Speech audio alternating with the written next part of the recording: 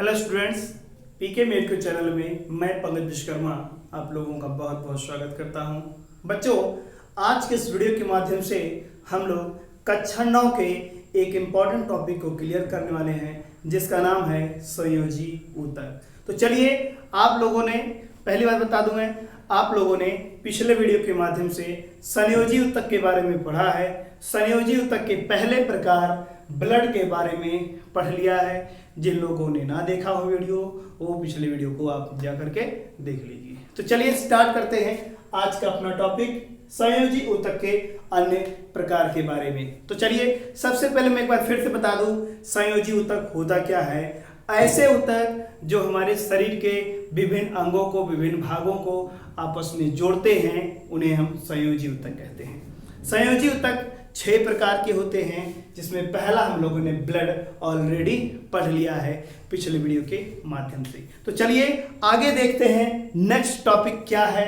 अगला है बोन। याद रखिएगा, बोन यानी कि अस्थि। शरीर में हड्डियों को तो आप तो जानते ही हैं, शरीर में टोटल हड्डियों की संख्या कितनी है? 206। ये वयस्क में होती हैं और खास तौर पे देखा जाए 213 ये लगभग 5 साल के ऊपर के बच्चों में होती हैं और नवजात शिशुओं में 300 हड्डियां पाई जाती हैं। जितनी भी हड्डियां होती हैं वो एक विशेष प्रकार के कोशिकाओं से मिलकर बनी होती हैं, जिन्हें कहते हैं ऑस्टियोब्लास्ट सेल। याद रखिएगा, इसी कोशिका के द्वारा शरीर की समस्त हड्डियां बनी होती हैं। इसे हम हिंदी में अस्थि पूरक कोशिका कहते हैं। तो याद रखिएगा, शरीर की जितनी भी हड्डियां होती हैं वो इसी ऑस्टियोब्लास्ट सेल के द्वारा बनी होती हैं। इस ऑस्टियोब्लास्ट सेल में 2 चीज पर्याप्त मात्रा में होता है। एक होता है ओशिन और प्लस दूसरा होता है कैल्शियम। इस 2 चीज के मिलने के कारण से हड्डियों की मजबूती बढ़ जाती है, हड्डियों का फॉर्मेशन होता है। तो याद रखिएगा हमेशा कि हड्डियों का निर्माण ऑस्टियोब्लास्ट कोशिका अस्थि पूरक कोशिकाओं द्वारा होता है। शरीर में कितनी हड्डियां होती है? वैसे में 206, लगभग 5 साल के बच्चों में 213 और 5 साल के नवजात शिशुओं में 300 हड्डियां पाई जाती हैं। एक बात और, इन हड्डियों में जो सबसे बड़ी हड्डी होती है उसे हम फीमर कहते हैं। ये शरीर की सबसे बड़ी हड्डी होती है, जिसकी संख्या 2 है और ये जांघ में पाई जाती है। याद रखिएगा, इसके अलावा शरीर की सबसे छोटी हड्डी जो बात करें वो है स्टेपीज। क्या है? स्टेपीज होती है। ये इसकी भी संख्या 2 है और ये कान में पाई जाती है।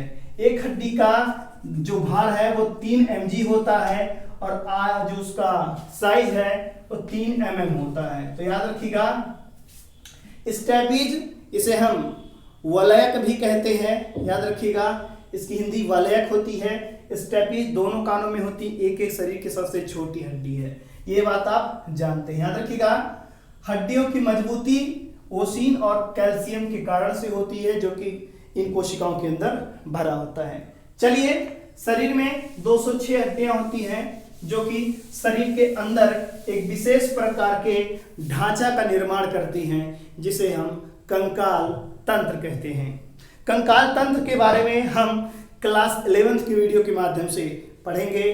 तब तक के लिए आइए नेक्स्ट स्टडी बनाते हैं।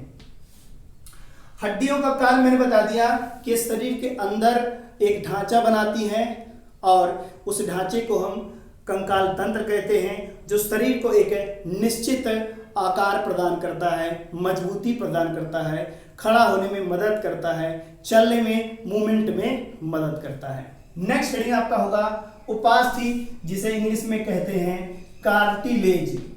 कार्टिलेज, याद रखिएगा, पहली बात आप जान रखिएगा, हड्डियां जो होती हैं वो कठोर होती हैं और उपास्थियां जो होती हैं वो लचीली होती हैं। तो लचीली हड्डियों को जो फ्लेक्सिबल बोन्स होती हैं, जैसे कान में जो हड्डी पाई जा रही है फ्लेक्सिबल है, इसको कहते हैं कार्टिलेज, उपास्थि कहते हैं। याद रखिएगा, इनका निर्माण ऑस्टियोसाइट सेल द्वारा होता है ऑस्टियोसाइट सेल द्वारा इनका निर्माण होता है।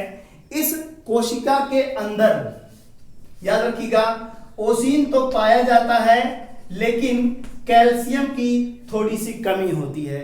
याद रखिएगा अस्थि पूरक कोशिकाओं की अपेक्षा ऑस्टियोसाइट सेल्स के अंदर कैल्शियम कम होता है। इस वजह से ये थोड़ी सी फ्लेक्सिबल होती हैं, लचीली होती हैं और ये सफेद रंग की ना होकर के हल्के से पीले रंग की होती हैं। ये नरम हड्डियां हैं।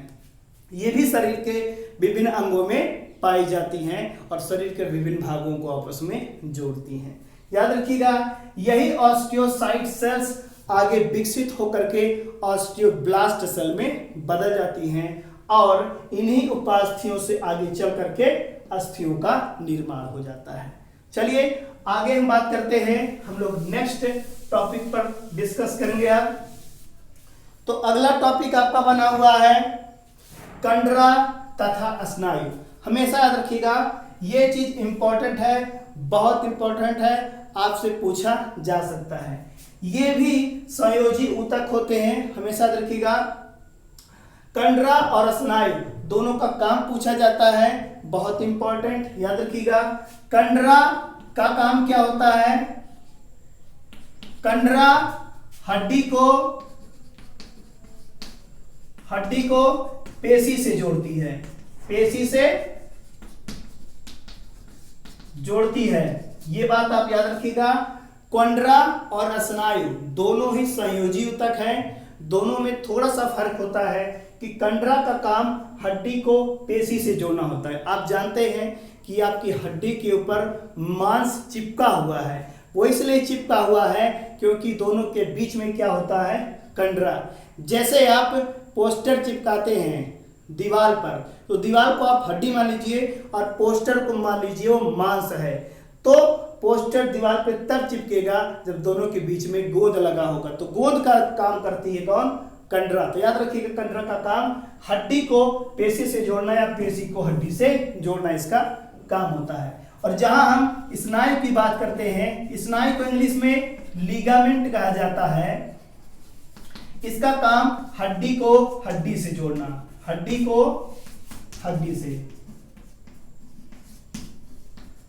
से जोड़ना इसका काम होता है। रखिएगा शरीर की 206 हड्डियां आपस में जुड़ी होती हैं इसी स्नायु के द्वारा, यानी किसी लिगामेंट के द्वारा। तो ये बात आप हमेशा याद रखिएगा। दो इंपॉर्टेंट पॉइंट है, हड्डी को हड्डी से जोड़ने का काम कौन करेगा? लिगामेंट। और हड्डी को पेशी से या पेशी को हड्डी से जोड़ने का काम कौन करता है? कंडरा। चलिए वसा में ऊतक की बात करते हैं।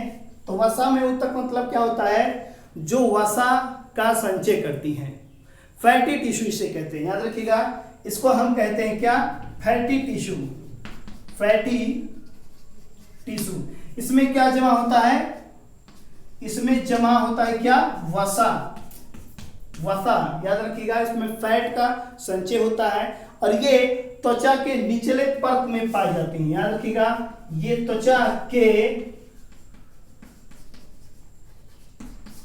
निचले परत है जिसे कहा जाता है डर्मिस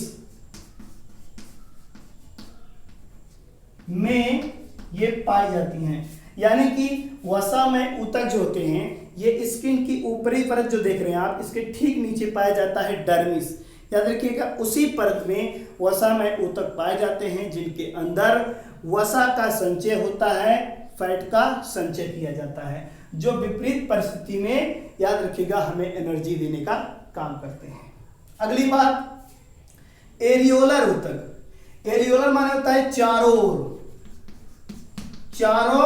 ओर। याद रखिएगा हमारे शरीर में जितनी भी नालवत रचनाएं हैं, कैसी नालवत रचनाएं, उन नालवत रचनाओं के अंदर की परत और सबसे बाहर की परत, दोनों परतों का निर्माण करती हैं एरियोलर ऊतक। याद रखिएगा शरीर के अंदर जितनी भी पाइप लाइक संरचना है, जितनी भी पाइप की तरह से जो संरचना दिख रही है, जैसे आपकी फूड पाइप हो गई, आपके जितने भी इंटेस्टाइन हो गए, ऐसी रचनाओं की सबसे इंटरनल लेयर और सबसे एक्सटर्नल लेयर का निर्माण करते हैं। कौन? इसी एरियोलर ऊतक के द्वारा। ये वहां पर रह करके इलास्टिसिटी लाती हैं, रबड़ जैसे लचीलेपन को उत्पन्न करती हैं, और इसके अलावा ऐसे परतों को रगड़ खरोच से, स्क्रैच से बचाने का काम करती हैं। कौन से? ये ऊतक। तो चलिए इस वीडियो के माध्यम से हम लोगों ने आज संयोजी ऊतक टॉपिक को क्लियर कर लिया है। याद रखिएगा, डिटेल स्टडी के लिए हम लोग कक्षा 11 में पढ़ेंगे। ये 9th के सिलेबस के अनुसार बनाया जा रहा है टॉपिक, इसलिए आपको इतना मिलेगा। याद रखिएगा, कक्षा 9 के सिलेबस में इतना दिया गया है जितना हम इस वीडियो के माध्यम से आपको बता रहे हैं। कक्षा 11 के सिलेबस में और ज़्यादा पढ़ेंगे हम लोग, और ज़्यादा डिटेल पढ़ेंगे, तो वहाँ फिर मिलेंगे। तब तक के लिए नमस्कार।